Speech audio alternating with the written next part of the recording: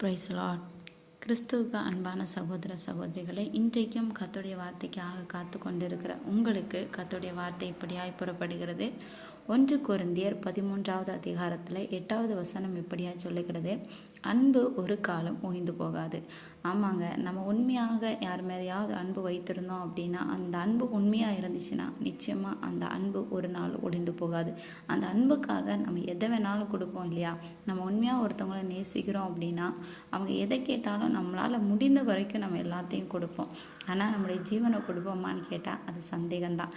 ஏன்னா நம்ம கொடுக்குற எல்லாத்தையும் நம்மளால் சம்பாதிக்க முடியும், ஆனால் நம்முடைய ஜீவனை மாத்திரம் நம்மளால் சம்பாதிக்க முடியாது இல்லையா?